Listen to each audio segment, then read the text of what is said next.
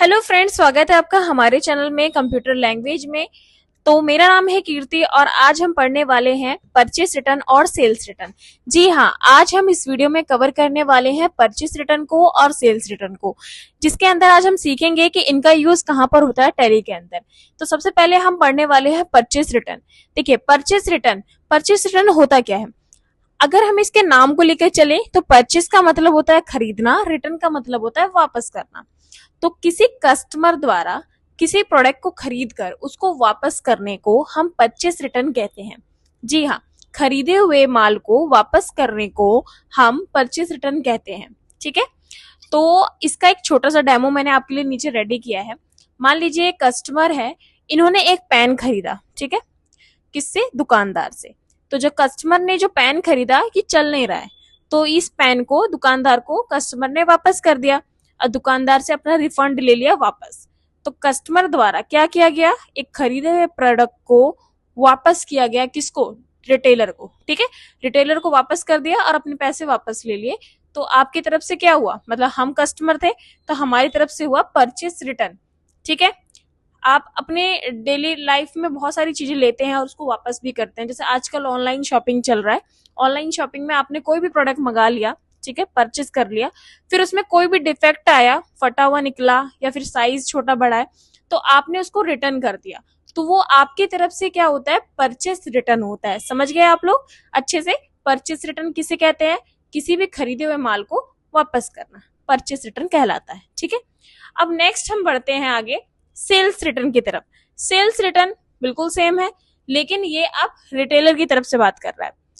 Purchase return customer की side से था और सेल्स रिटर्न आपका रिटेलर की साइड से, मतलब शॉप, जो भी आपके शॉप वगैरह के मालिक होते हैं उनके साइड से। ठीक है, अब इसका क्या मतलब होता है? इसका मतलब होता है बेचा हुआ माल वापस आने को सेल्स रिटर्न कहा जाता है। अब ये रिटेलर है, ठीक है, अभी इससे पहले हमने यही सेम डेमो देखा था। इसी सेम डेमो में हम सेल्स रिटर्न को भी समझ जाएंगे अच्छे से।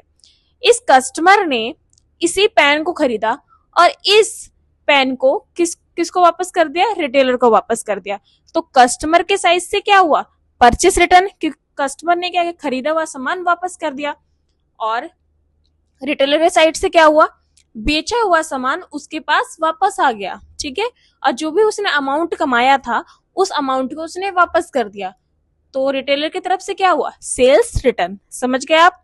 मान लीजिए मैं अब आपसे सिर्फ ये डेमो तो मैंने अलग अलग इसलिए रेडी किया ताकि आप अच्छे से समझ जाओ, लेकिन हम बात सिर्फ एक ही प्रोडक्ट की कर रहे हैं और वन टाइम की ही बात कर रहे हैं। ठीक है, ये दोनों अलग अलग कस्टमर और रिटेलर नहीं है, एक ही कस्टमर एक ही रिटेलर है। ठीक है, अब मैं बात करती हूँ आपसे कि आपने ऑनलाइन कोई भी टी शर्ट ऑर्डर की। ठीक है, आपने ऑर्डर कर दिया टी शर्ट, अब आपके पास वो टी शर्ट आ गया, आपने उसकी पेमेंट कर दी। ठीक है, पेमेंट कर दी। अब टी शर्ट जिसने आपको भेजी उसकी तरफ से क्या हुआ? सेल्स हुआ। आपने क्या खरीदा? आपकी तरफ से क्या हुआ? आपने परचेस किया। ठीक है, अब उस टी शर्ट में डिफेक्ट आ गया तो आपने उसको वापस कर दिया, तो आपकी तरफ से क्या हुआ? परचेस रिटर्न हुआ। अब वही टी शर्ट वापस ले जाती है उस दुकानदार के पास, तो उसकी तरफ से क्या हुआ? Sales return. ठीक है, बेचा हुआ सामान वापस आ गया। समझ गए आप लोग? तो परचेस रिटर्न और सेल्स रिटर्न इसी तरीके से होता है। और सेल्स रिटर्न को हम क्रेडिट नोट के नाम से जानते हैं। ये हम टैली के अंदर जब एंट्रीज करेंगे तो इस नाम का हमारा वाउचर होगा, क्रेडिट नोट और डेबिट नोट। ठीक है, आई होप ये दोनों टॉपिक आपको अच्छे से समझ में आ गए होंगे कि परचेस रिटर्न क्या होता है और सेल्स रिटर्न क्या होता है। इसको हम और अच्छे से समझेंगे जब हम इसका प्रैक्टिकल करेंगे। ठीक है, तो इसके लिए आपको हमारे चैनल को सब्सक्राइब करना होगा। अगर आप हमारे चैनल पे नए हैं तो चैनल को सब्सक्राइब करना मत कर दीजिए। अब कोई भी डाउट है तो आप प्लीज कमेंट करके हमसे पूछ सकते हैं, हम आपकी पूरी सहायता करेंगे।